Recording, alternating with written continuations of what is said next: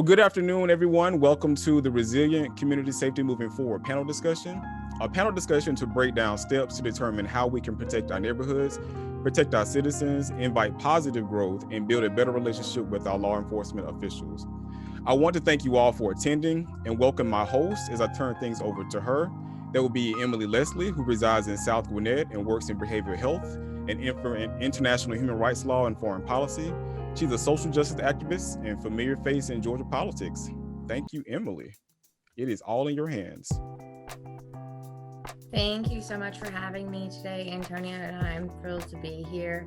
I want to go ahead and thank all of our esteemed guests for joining us today for this important discussion, and to go ahead and give a few introductions so everybody's familiar with the panelists. First, we have Judge Raquel Pope. Judge Pope was appointed to the Fulton County Magistrate Court as a full-time judge on May 8th of 2020. She brings with her nearly 15 years of both criminal and civil legal experience. Judge Pope began her career as an assistant district attorney in South Georgia. She also practiced in the Athens-Clarke County and Fulton County District Attorney's Office as a prosecutor. And she amassed nearly 10 years of first chair jury trial experience, handling the full gambit of cases.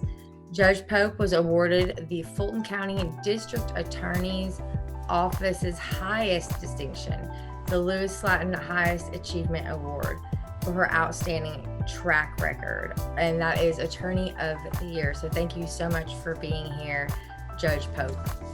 Good afternoon. Next we have Floyd M. Scott, who is joining us, and with what brings him here is what inspired him in his service was the memories he had as a child, and the memory of a child, and his belief that the memory of a child can propel them into their future. For Floyd Scott, the future was to be part of something great with the hope of helping others. Shop with a Cop is a nationwide program that a lot of us have heard about, and where the community comes together with the local law enforcement, and it helps bring hope for children and their families during Christmas. He was a recipient of this program as a child, and Floyd saw police officers helping from the time he was a young child. When Floyd was a teenager, an officer spoke with young adults with dignity and respect.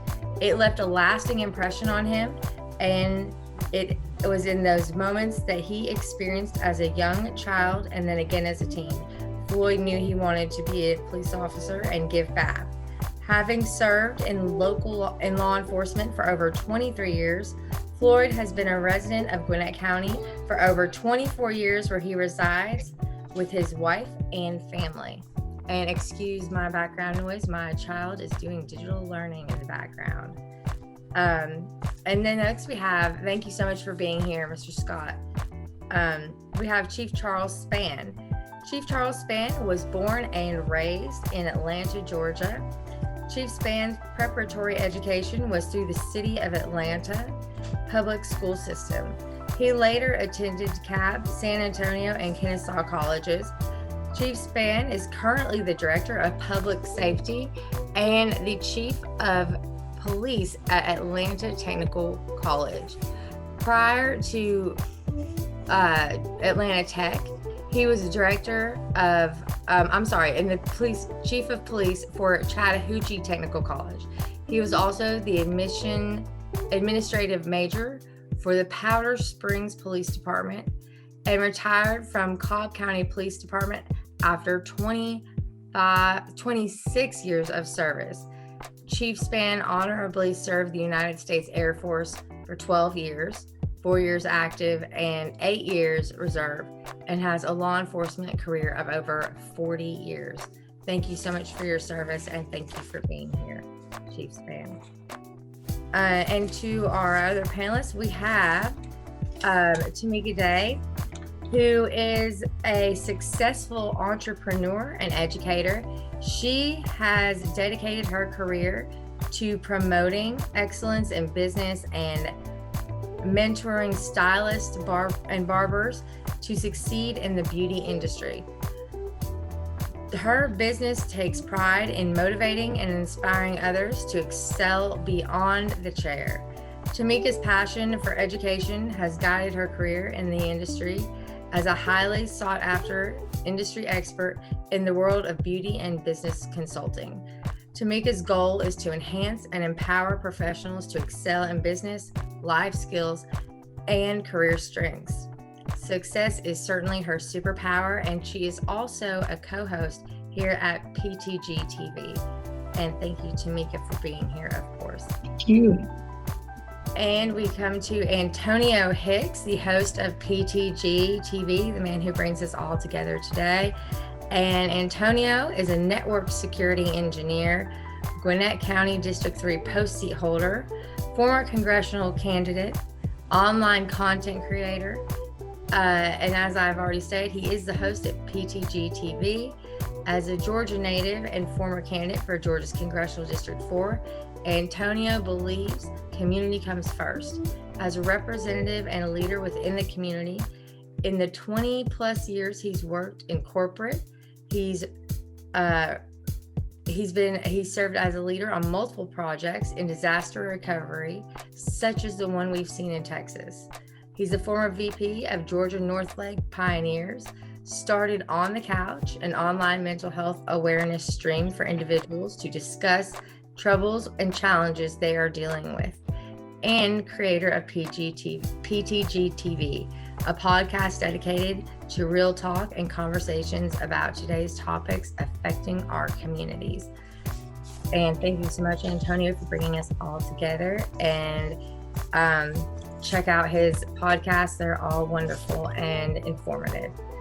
So I want to go ahead and get started and open the conversation right up, starting with Judge Pope. And after I ask these questions, anyone else feel free to chime in with any additional thoughts you may have on the question. So first off, each of you brings to the table over a decade of experience. And having seen so many different cases and individuals passing through the judicial system, what steps can be taken to deter crime from taking place, with an understanding that while we can't stop crime overall, but what are some deterrents that we can enact ourselves? And this is a question for Judge Pope. Growing up, something my mom instilled in me, and this is outside of my job, or something she would tell us all the time, was to whom much is given, much is required. I remember being a new attorney in Albany, Georgia. That's where I started as a prosecutor. And the first thing I did was I called some of the local elementary schools and I said, I would like to mentor a set of young ladies. And what I realized is the first step to prevent crime is to go into the community and to give some of these kids alternatives to crime, right? To give them an opportunity to see someone. For me, I was in a predominantly African-American community who looked like them, who was not committing crimes. I had 6 little girls who were in the 5th and 6th grade. I worked with them for 2 years while I was down there, and was able to just impart some knowledge, basic stuff. This wasn't a formalized program. It was something that I wanted to do. So for me, I believe that we have to go into the community and we have to catch kids early.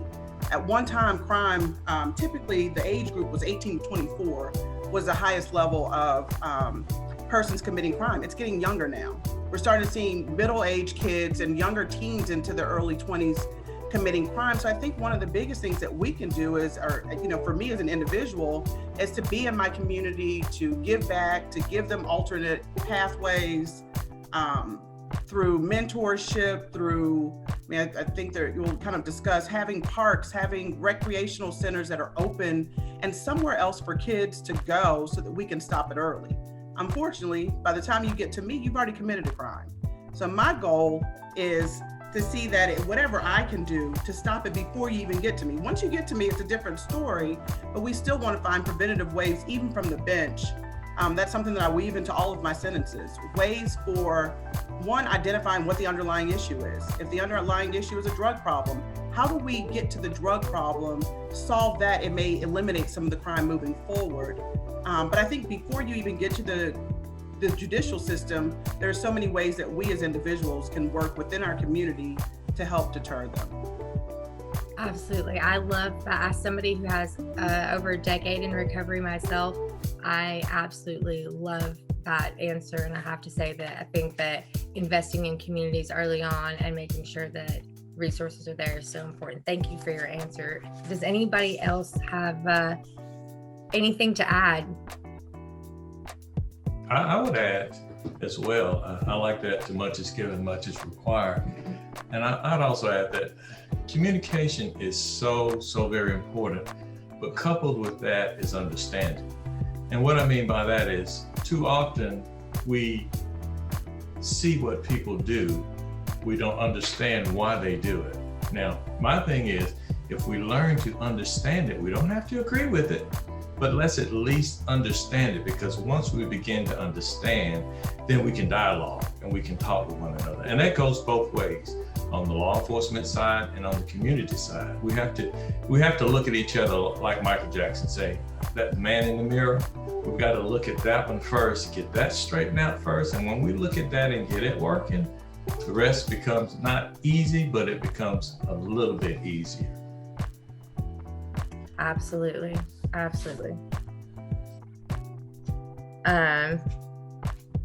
So I will go ahead and unless Scott, if you have anything to add to the question, or I will go ahead. The next question is for Mr. Floyd Scott. When it comes to safety of our homes, what should we be doing as individuals to secure our place of residence or our businesses? And what are your common practices of how you maintain a level of safety or feeling safe in your home? What are some security measures that you put in place and would encourage others to put in place? Am I unmuted?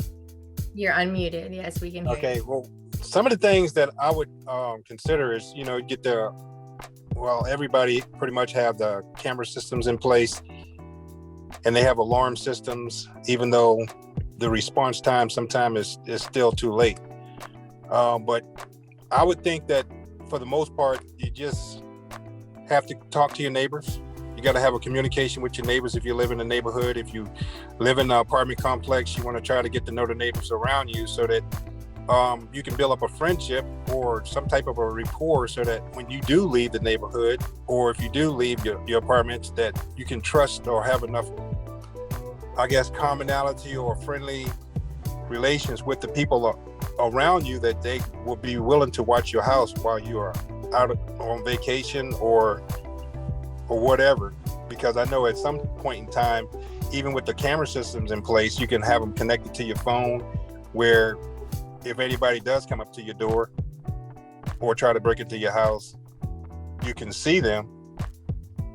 But not everybody has that capability of having the cameras and alarm systems. So in that case, I would say just communicating with the people around you, and hopefully that you develop such a rapport that you can actually trust them to watch your house or protect you while you're gone, while they're not in the area. Absolutely. I know we have a similar program in my neighborhood, that we have a person who's in charge of, a certain block, and Mr. Dave is in charge of ours and comes by, gets our information, and tells us, what tips there are. And I have a follow-up kind of question for you is, we're told that leaving a downstairs light on, that helps. Is this true or not? Because this has been a hot debate. Well, it can help in a sense, because a lot of times when you're out of your neighborhood or away from your apartment complex, people are going to know. If either your neighbors are going to know, but it all depends on what type of a neighborhood you live in. Like, for instance, I live on a double cul-de-sac. So anytime anybody comes into my neighborhood, there's a one-way in and a one-way out. Yeah. So if there's anybody out of the ordinary that comes in my neighborhood, everybody knows that it's not a person that belongs there. And so they're going to be heightened. But on that same note, if you're not in the neighborhood that has a dead end or a one-way in or one-way out, leaving the light on can be a deterrent, but not necessarily. It all depends on how long you're away from your home. Because people say, people have seen, unfortunately, they've seen TV, and TV have shown if you leave your light on, and it's almost like the comical show of Home Alone. Yeah. When the little kid was had the little, I guess, cutouts of people moving. Yeah. So yeah, you can create things like that, but for the most part, if you got a security systems outside it that are motion detection, so that anybody walks up to the house and the lights come on, yes, that can be a deterrent in itself, along with the camera systems. I would agree with him on that too, because I have the same situation in my neighborhood where I live at the front entrance, but I have an elderly neighbor across the street. So for me, because I do have the security cameras around my house and on my front doorstep, she knows that I have that, so I watch out for her and her safety. So when things take place, like somebody running and knocking over her mailbox, they've done 2 times, I was able to actually have the video and recording of to show what's happened. So when she leaves town, she asked me, to watch out for her house, and which I do. And then of course I have the cameras pointed directly towards her anyway to make sure that she's okay. So I know it because she's over there by herself to make sure that she's safe. So even if you have people around you, like in your cul-de-sac or something, that don't have access to that technology, but you do, as long as you all have a communication and bond with one another, you can still watch out for them and vice versa. Absolutely. And I have the cameras as well that, go all around, and it's the same thing. And one of my cameras went out recently, and I was able to, I needed to prove when something had happened with my car for insurance, and I was able to go across the street and ask my neighbor. So I think the resounding message is like community building, reaching out to our neighbors, having conversations, dialogue, and talking to each other and looking out for each other kind of comes down to it. The solutions there. Does anybody else want to jump in on that? I do. I want to ask Judge Pope. So let's talk about neighborhoods that don't have nice cameras and nice homes to where you have a ring on your doorbell. How should we go about protecting those areas? Since Judge Pope, you may see a lot of younger people coming into your courtroom. Provide us with a little bit of feedback and some recommendations. One of the things, so it all goes back to kind of communication, knowing your neighbors, even in the areas where it's, where it may have higher crime, still knowing your neighbors to kind of watch out, but also connecting with your local police department. They'll come in, they'll talk to you. If you have a community organization, they'll come in, join forces, and they'll work, even if it's just having police officers on foot patrol a little more often, or on, driving through the neighborhood a little more often.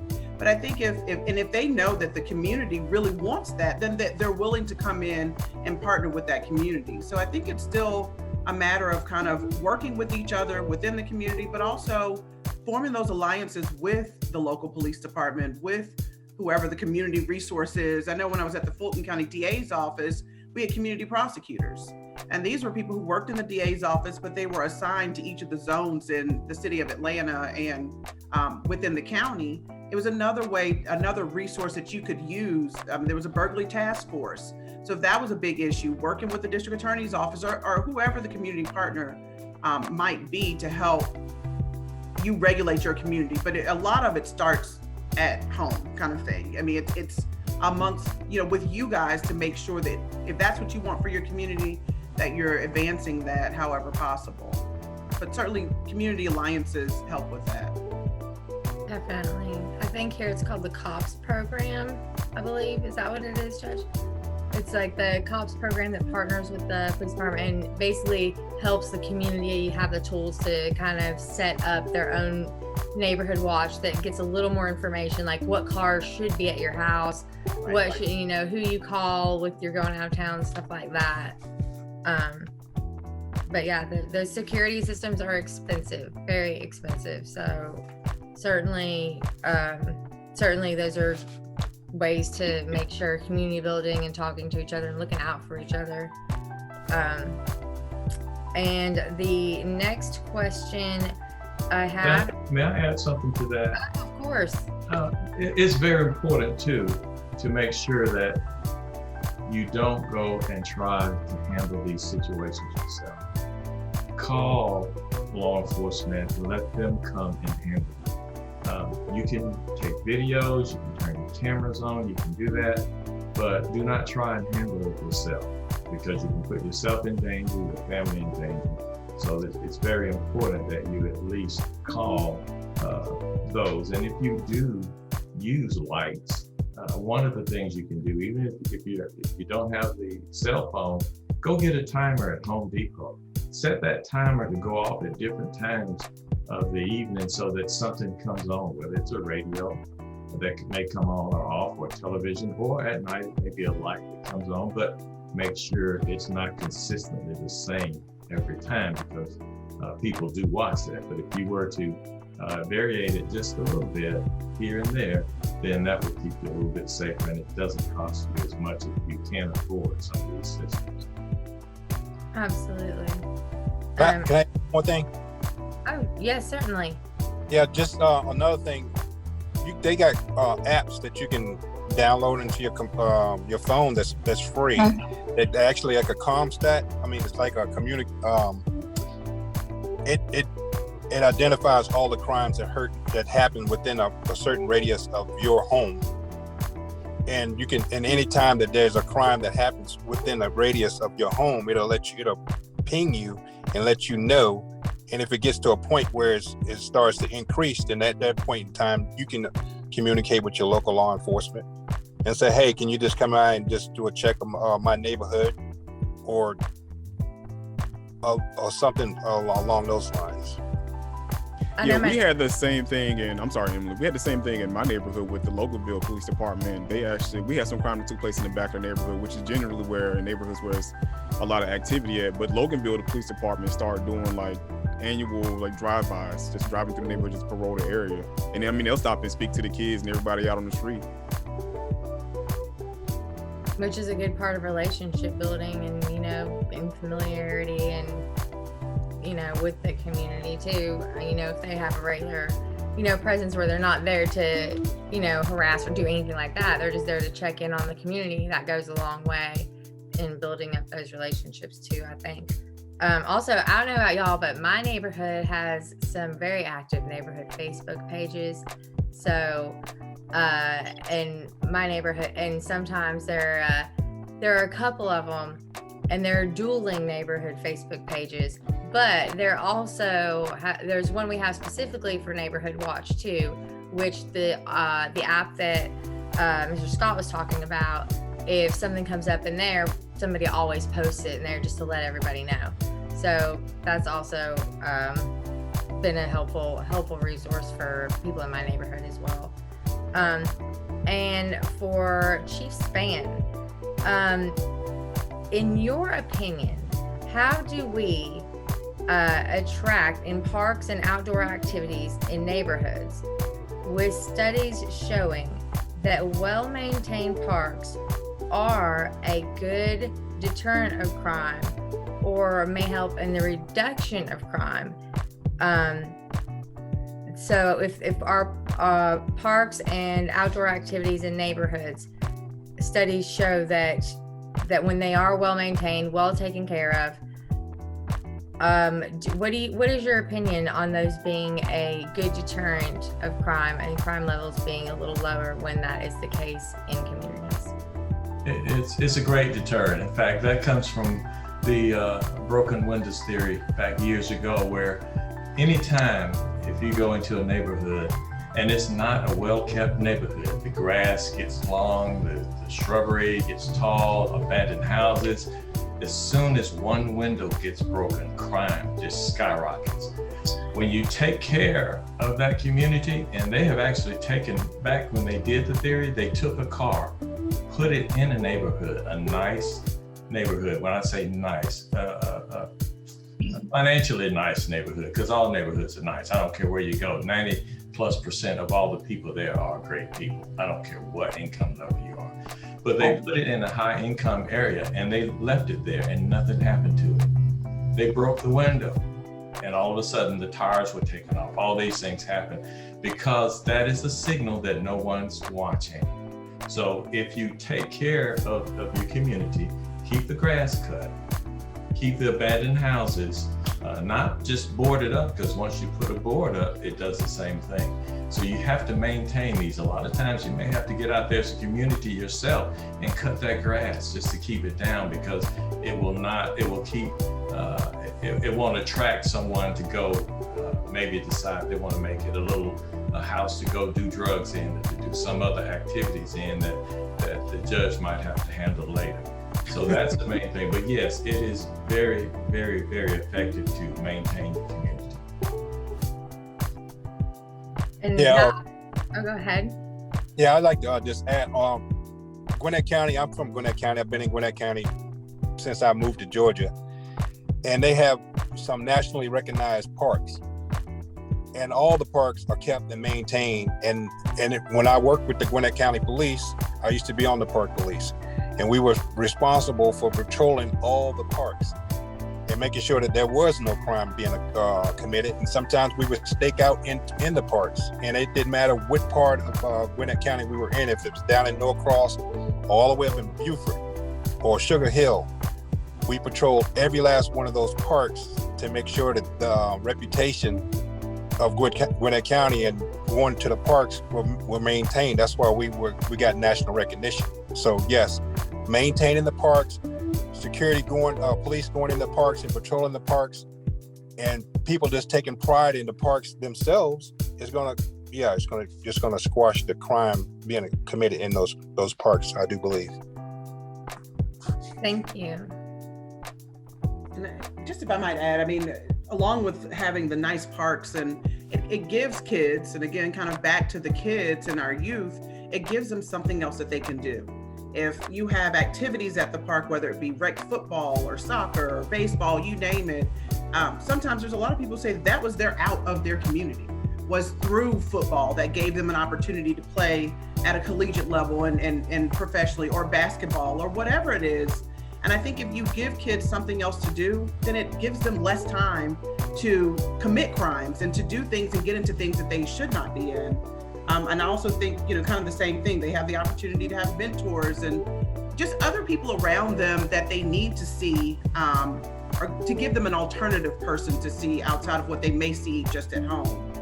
So I do think if we can attract them. I grew up in DeKalb County, and right very close to us was Lenora Park in Gwinnett County, and my family used it all the time. When I was younger, I played softball. My sisters played softball, and that was something that we were doing all the time. So I do think that, kind of it helps our youth, and it gives them something else to do and something else to kind of, so they're not sitting around with a whole bunch of idle time. Judge, you gave me a flashback, and when I have a flashback at my age, that's way back. When we were growing up, I was raised in South Atlanta, in that particular area, where all of us kids, we would go and we would play softball, and so the city wound up giving us a little mini park and gave us something to do. We played softball, baseball all day and night. And I look back the other day, I was thinking and looking back at some of my friends, all of us that played softball, do you know, every last one of us are what I call successful. We're not in any trouble, working hard, doing things because we didn't get involved in the stuff. And some of the other kids that I can remember I grew up with who did not get involved in it are probably still in jail. I can remember because I remember one friend who killed another friend of ours, because he wasn't with us that same way. He was the one that was going out and doing other things with other kids rather than being involved in that part. So you just brought something up that just gave me a flashback, Judge. And you're so correct about that. us having something to do in these communities as kids. I mean, I would say the same thing too, because I know where Tamika and I come from out of Macon. That's kind of what we had to do. Like, they enforced us to kind of go outside. So we were outside playing softball and kickball. And like you said, all of us that were active and we were active in the communities, we all grew up to, do what we're doing, like you say, successful in their own way or fashion. And it shows that, you care about the neighborhood and the communities are safe. And it leads to teamwork. And in those environments, once again, it goes back to what Judge Pope said, it brought in other mentors and coaches and volunteers and people who you could look up to, who spent time with you, who brought snacks. I'm like the snacks mom. I'm a 10-year-old basketball coach myself. I want to give myself some credit. But it gives you that sense of fellowship, and it also allows you to meet other people that may not live directly on your street, but they live in your community and within your same zip code. So that helps you as a young person when you're going into the school or in the mall or somewhere, and you're probably going to see someone from that park and recreation center working there or another parent. It makes you straighten up.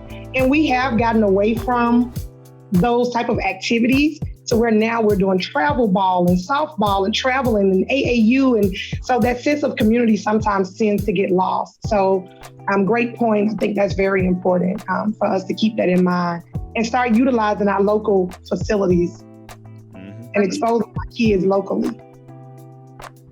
Definitely. And kids are a great way to bring people together. I've always, we've all seen that is when your kids start playing together at the park, you start talking to their parents, and then before you know it, you're looking out for each other's kids and arranging to come the next day. And that just is more community building and more connections we make. So all great points. And I think people, when parents feel like a park is safe to send their child to, that's so, as a parent, that's so reassuring to know, okay, I can send my child to this park with this person I met at the park and they're going to be fine, because it's a safe, well-maintained area where I'm familiar with the people there, so all great points. Did you have anything to add, Mr. Scott? No, that was pretty much it. You guys covered it. That's the way we're supposed to do it. We talk it out, we work it out, and then we make it happen. Got it. All right. So, circling back to Judge Pope, we witnessed in the wake of George Floyd, whose life was ended after an altercation with police officers. We witnessed a worldwide movement that touched people, enraged people. All across the world.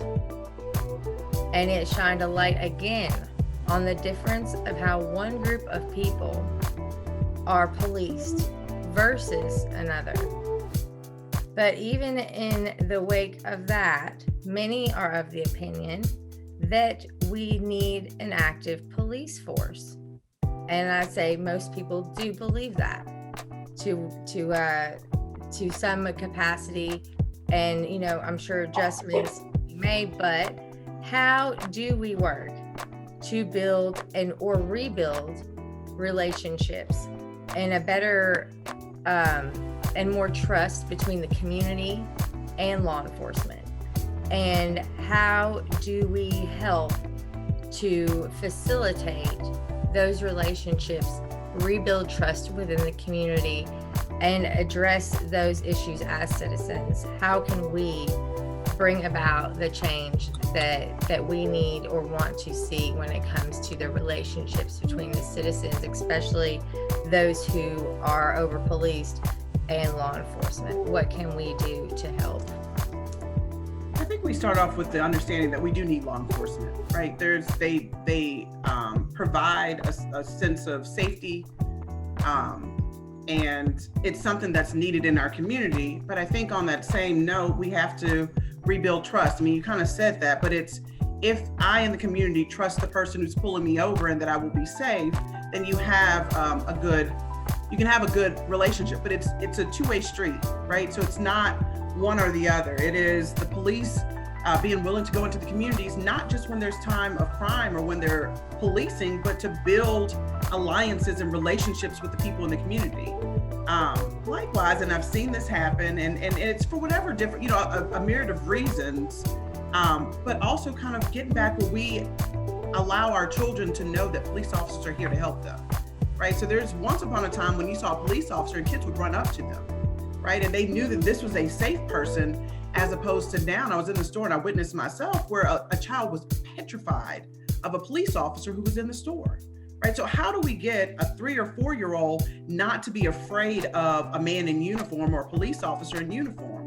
What can we do as parents? I have a young son and a 10-year-old daughter, but something I can do at home is to reinforce to them, these are good people and they are here to help you. But they have to also see that, right? So when you have the George Floyd's and the all of the incidents that have gone on in the United States within the last couple of years, it kind of erodes some of that trust, but we have to figure out a way to build it back up. So I think communication is really big. I think making sure that both sides understands that we're all humans. Police officers are humans, as well as someone who may be being stopped by the police. If I humanize you, I'm less likely to want to harm you, even in a high stress situation. If I realize that you are another person, then maybe I don't shoot first. Maybe I talk first.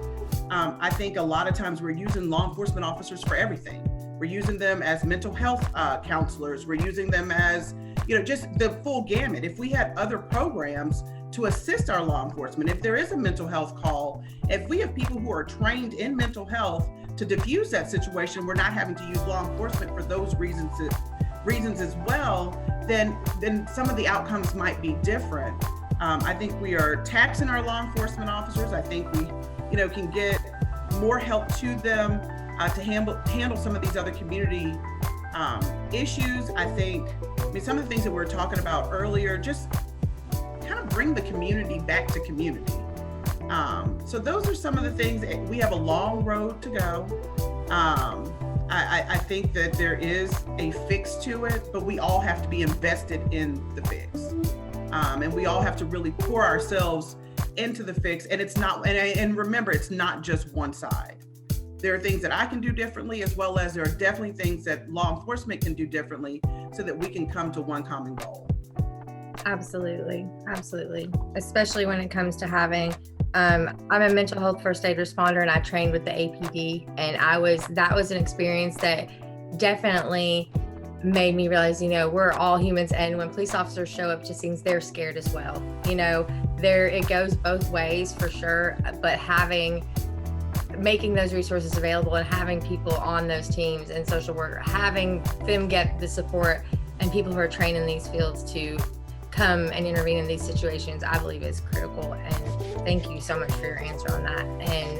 And would anyone else like to jump in on that? Chief Span or Mr. Scott, Tamika? Sure. In fact, I always think my dad, just to give you an idea of who he was, my dad back in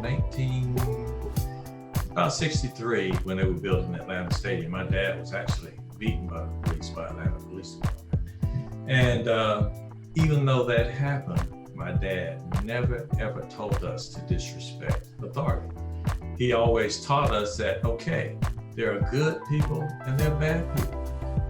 What happened to me does not mean that everyone is that way. So one of the things to me that helps a lot is that we need to start teaching our children. And I say our children because I'm a police officer, but I have children and I have grandchildren, and I'm human like everyone else. We have to start teaching them that, okay, we have to learn to start respecting this. Whether we agree with it or not, we have to respect it.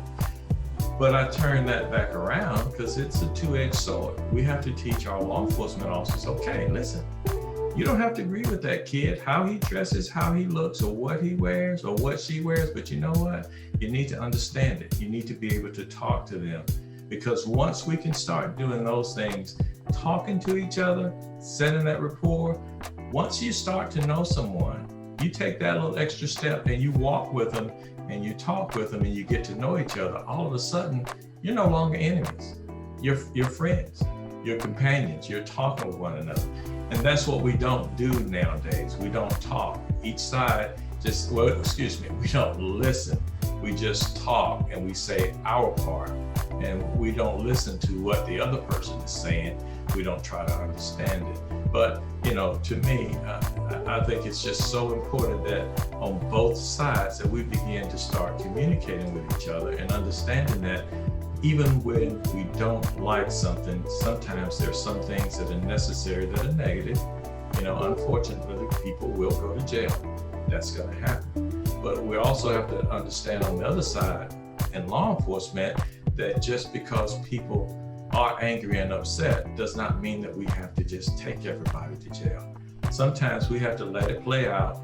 We have to we can't be soft-skinned. We have to be tough-skinned in law enforcement. You have to let people vent and say some of the things that they need to say.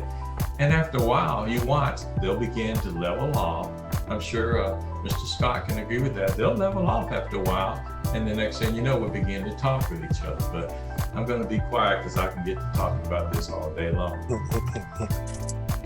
Well, one thing that I've noticed, one thing that I've experienced over my 40 years plus of law enforcement is when I first started off, like you went to court, talk to the judge, you tell your side of the story, and pretty much the judge believed you.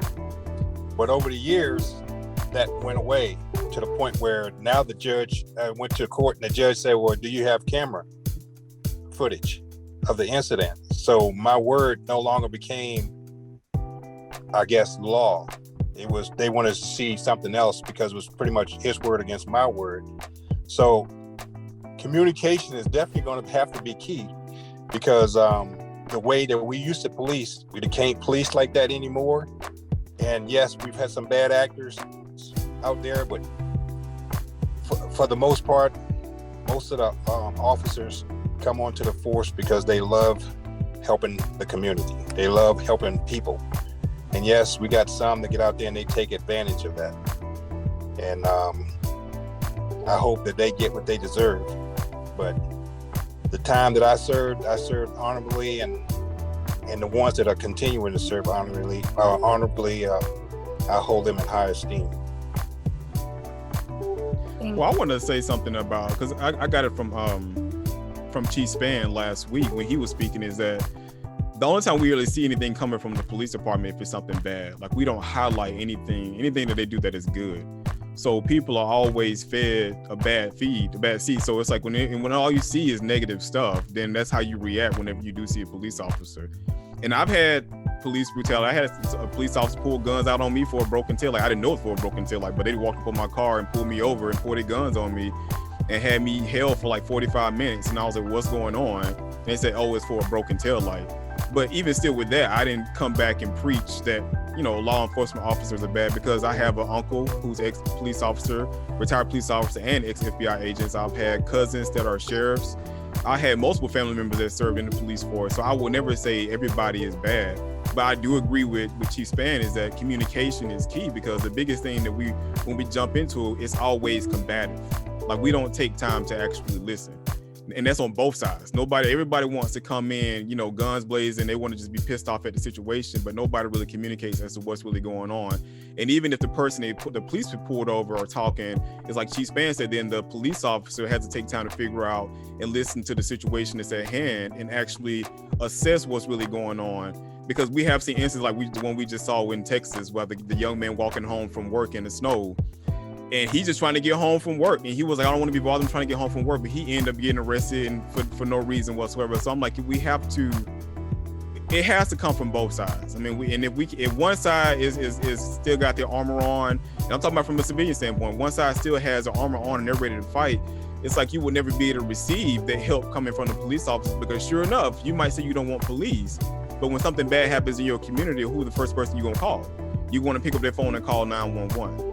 So we have to have trust and build up trust between the community and the police officers. And like I said, I think we've done that well out in Loganville, and I do commend the mayor and everybody out here for doing that, because I have seen situations where people have gotten pulled over in front of my house, and the kids were in the wrong, but the police talked to them. They got the paraphernalia from them because it was a drug-related pullover, and it was like, all right, head on home, and we'll just forget about what happened. So they work with the community and they make sure like low level offenses, they're not really taking you in for it. And because we've all talked with one another. So I do think that it is a big communication thing, and that's throughout life, period. I mean, anything you have in life, in any trouble, you have to be able to talk to everyone and not just have a one-sided opinion. So that's just my 2 cents. Tamika, I have a question for you. Thank you, Antonio, for that. I know we discussed we both have children that are 5, 6 years old, and the conversations I have with my 15-year-old about, because he's very aware of what's going on, he's very much very opinionated about what he believes should happen going forward when it comes to policing and the changes that need to be made. My 5-year-old will come home and say, because he's learning about police officers, things like this. And I think that the way we talk to our children and their age groups is very important and very different, because from my point of view, and I want to know where you are with this, I don't want my 5-year-old to be afraid to approach a police officer if something happens. If I lose his hand, I got lost at Disney World, okay, during a parade. That was terrifying. I don't want my child, because my 15-year-old will just start talking to the 5-year-old and saying all this stuff. And I'm like, no, pump the brakes. I do not want him to be afraid to approach a police officer. And what are the conversations that, just kind of going off this, what are the conversations as parents that some of us have with our children that can acknowledge the problems that there are, and also make sure that our kids also aren't afraid to approach police officers or call for help when they need it? Okay, well, I'm big on community. It goes back to Antonio just mentioned. I take them to the events that happen at the police department or the sheriff's department. So they go to the Easter egg roll. So they get to meet Chief Sparks. I'm out in Douglas County. So now there's a familiarity. I'm an active parent. So my kids get to get in the car. They get to understand, hey, this is what happened to bad guys. This is what happens when you do things that violates the law, when when you're not being a good citizen. So just really, and I know everyone don't have those opportunities, but that's one of the biggest things is making them familiar. Hey, there's a police officer now, even if you're just going in a restaurant, making sure that they have that level of respect, and we are respecting high no matter what race they are. We do have to talk about race. I have an African-American son and daughter. So making sure that they feel that they can approach not just an African-American officer, but also a Caucasian officer, if that's, who they're seeing. And so putting them in places and spaces where they understand that it's not a hostile environment, and this is someone that I should be able to talk to. I'm definitely, right now, it's big. DARE has always been big. So our sheriff, Mr. Tim Pounds, he visited my daughter's school. So that's where the conversations come from, is really sitting down at the dinner table and saying, yes, we did see what just happened at the Capitol. We can't let that we can't act like those things don't exist, right? And we want to show them that, hey, there are some negative things, but let's look at what is the positive. If you get lost in the store, find security, or, how to call 911. So those are just some things that you just have to do as a parent and walk your kids through with it. And Chief Span, you're right. You have the good cops and you have the bad cops, but just teaching your kids how to be a good citizens and how to prepare for the real world, no matter what age they're at. So those are some of the things that I've done. Thank you, Tamika. And last question for Mr. Scott. At the end of the day, everyone has to clock out and go home from their profession and return to their normal day-to-day lives, as normal as that is during COVID as well. So what can we do as individuals to create a vision, mission, and execute a plan to attract positive growth in our community? Well, one of the things I would do is, to promote positive influence within the community is, once I get into my community, is go by and just say hi to my neighbors and just let them know that, hey, I'm in the neighborhood, and if you got any questions that you got, just come on by the house and we'll sit down and have a conversation. Sometimes when we have our homeowners association meetings. They'll ask me questions within that, and I'll just talk to them about security, how they can secure their homes, some of the things that they can put in place to make them feel comfortable, make them feel safe. You know, it's all about communication. It's about being aware of your surroundings and just getting out into the neighborhood and just greeting your neighbors, because it done got to a point where it used to be your whole neighborhood knew who you were. Well, now it gets to a point now you in your house and you're like, somebody may come over and say, hey, you know who your neighbor is? No, never talk to them. I don't know who they are. But then you can't do that in these neighborhoods because you don't know who's there. You know, contrary to popular belief, there's a lot of pedophiles out there that live in the neighborhood that you may live in, and if you don't know that, then you at the risk of having your children get out there and maybe getting exposed to that person. And so, you know, it's just getting out in the neighborhood, making yourself known, being aware, talking to the people, letting them know who you are, and then communication. So important. Thank you. One of the things I think about, and one of the things I love about working for the Fulton County Magistrate Court is our mission is to inform, engage, and empower our community. And I think I can take that home, right? So to be able to engage, and that's communication with our neighbors, and to empower the people around us. I mean, I think it's being able to kind of walk the walk or talk the talk, but making sure it's something that I'm doing all the time at work, in my community, getting to know my neighbors. I'm the person who probably comes into the garage, shuts my garage, and goes inside. But my husband knows everybody on the street.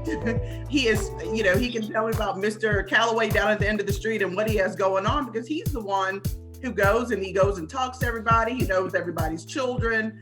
I kid you not, the neighborhood kids come to our house and they'll knock on the door and they may not even know his name. He's really tall, and they'll say, is the tall guy here? And one kid came by and asked, can he fix my bike, the wheel on his bike?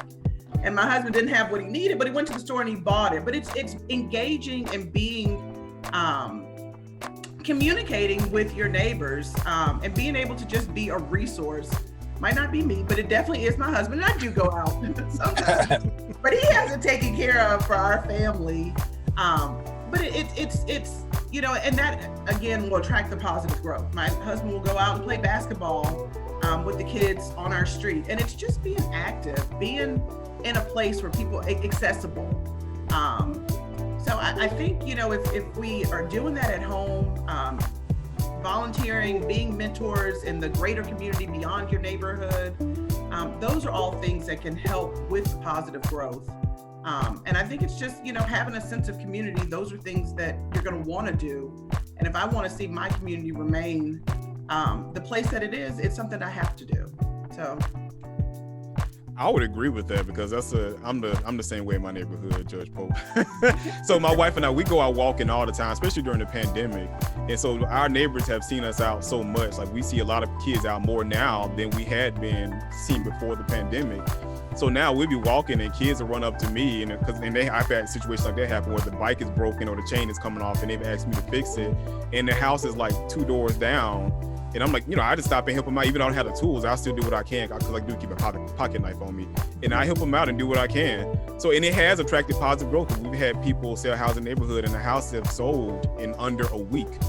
So, you know, I think that is a good thing when people see that you're active and they see people are physically getting around the neighborhoods. Kids are having fun out in the street.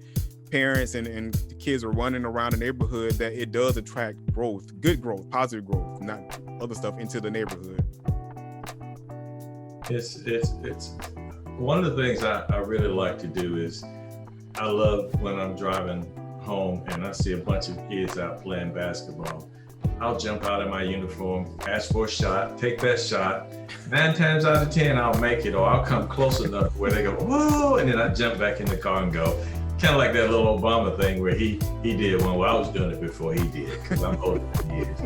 But, you know, stuff like that. And always, if I'm uniform or not, but especially in uniform, if a kid waves at me, I'm gonna go all out to wave at him, to talk to him in my neighborhood, wherever I am in the store. And even people stop me and talk all the time, you know, in my uniform. And I think it's important that we talk with them. But one of the things I really encourage people to do is get on social media, but do it this way. Don't get involved in all the political stuff. Do stuff like I've got a page on gardening, and I have people that we just talk about gardening. We put flowers and pictures of our flowers, and we talk about what we've done. I mean, these are things that are important to build you up when you go home, so that you're not just always thinking about the negatives in the news, thinking more positive about stuff, remembering your friends. And so, I set up several social media pages where I just run my mouth, and I'm not an extroverted person, but when it comes to being on Facebook, that kind of thing, I can be. Political, you'll never see me do that on Facebook. If you want to talk to me about politics, it's one-on-one. That's the only way I'll talk to you about it. But get involved and create some of these pages on some of these things where it's a group thing, and maybe get your neighborhood involved in, hey, let's go out and this weekend we're gonna do the front neighborhood. This weekend we're gonna just plant flowers in our yard, and here's my flowers. What do yours look like? Thank you so much for that, Chief Span. I want to go ahead and wrap it up and thank Judge Pope, Chief Span, and Ms. Floyd Scott, and of course Tamika Day, and our co-host, and Antonio Hicks for having me host. I have enjoyed this conversation, and it has been, I think, a wonderful discussion for the community to hear from. And with that being said, I'm going to turn it over to Tamika and Antonio for any closing remarks. Thank you all so much for being here. Thank you for having me. Tamika, you want to go ahead? You want to do it like we normally do? So at the end of our PTG talks, we always wrap up, and we love to give something positive and something inspiring. So real quickly, we want each one of you to leave something motivating, encouraging. So once again, I am Tamika Day. Hashtag success is my superpower. And I just want to leave something short and sweet. Make it happen. So yeah, I want to thank you all for appearing on the show. I think it was a great topic, and I think it got the point across. I do also, and as I always do, even when I saw Chief Span and his panels he did last week. Thank you all for what you do. Floyd, I know you retired, but thank you for serving the community too. I'm not going to say all police officers are bad, and you will never hear me say that. Even on the campaign trail, I'm not going to say police are bad, because they are needed, and I do appreciate y'all for the work that you do throughout the day, and judge for the cases that you try and the people that you see coming before your bench. So thank you all for committing your time to serving the community. It really is appreciated.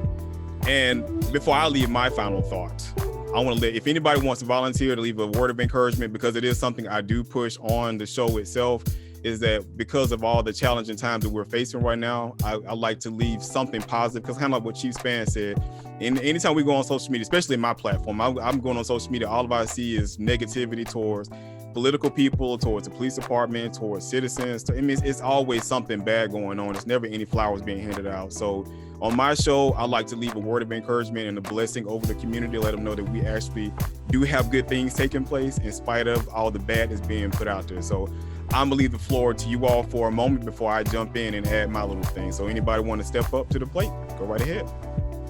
I'd like to say thank you for having me. I do think that these forums are necessary. Having these discussions help move the needle in a positive place. And my positive thing would be the community you want to see, right? So if you can be that person, then our community can be that much better. Amen to that. One of the things I want to say is, I might be retired from law enforcement, but I'm not retired. One of the things I like to just say that every morning when I wake up and my feet hit the ground, I think, and I look at myself in the mirror, I think of what I can do to be positive in the community with the people that I make contact with. And that's what I feel, that if you can think positive, be positive, then the people around you are going to be positive. That's how I flow. Chief Span? Yeah, that reminds me of a group that I was involved in, Cosmic Echo Sum. I think, therefore I am. And always thinking positive. The one word I will leave with you that my president leaves with us every time we meet is be excellent. That's what Dr. Seals always says. And I'm gonna tell you, if you do that, if you be excellent, you will communicate, you will understand, you will be positive, you'll be all those things that you need to be. So that's the word I would leave with. I'm gonna tell Dr. Seals to give you a raise. Emily, you got anything you want to leave us with? I do. I've always believed that connecting with each other in our communities beyond district lines and HOAs, and I believe that that is where our community is the strongest. I believe that is how we are the safest, and I believe that comes from connecting with each other, looking out for each other, and I feel very, very positive coming away from this conversation today, knowing that we have such amazing folks who are here with us today that have placed such an importance on connecting our communities. And to me, that makes me feel hopeful and happy about the people that we have. And I'm glad this conversation happened. I hope there are many more. And connect with each other, love each other, look out for each other. And that's my positive thought for today. And thank you so much for hosting. We really appreciate it. Once again, I'm the co-host, and Antonio Hicks is the host of Politics, Tech, and Gaming. You can find us on social media, on plenty platforms. So y'all tune in to some of our shows. And so, Chief Span, we do talk some politics. We do. Just listen in, you will enjoy it. So thank you all for joining us. And I think this is a great topic. Look forward to seeing you all in the future. And I want to end it as well. I like to end it with my prayers and blessings to the families of all the 500,000 souls that we've lost to this pandemic. I, for one, personally understand what that means to not get that final goodbye and know the pain that comes along with missing birthdays and special occasions. I ask that as we move throughout the day and the days ahead, that we are mindful of those around us and continue to spread love, not hate. So like Tamika say, thank you all again. God bless you. And if you'd like to listen to this again, I will have it posted on PTG on the podcast on all streaming platforms. And if you haven't already, go ahead and follow us on there. I do have a YouTube channel as well. This is going to be posted on. I'm Antonio Hicks. I have my co-host Tamika Day. Love her for being here. Thank you again, Emily, for hosting. We're signing off. Goodbye. Thank you all. Thank you all. Y'all have a great day.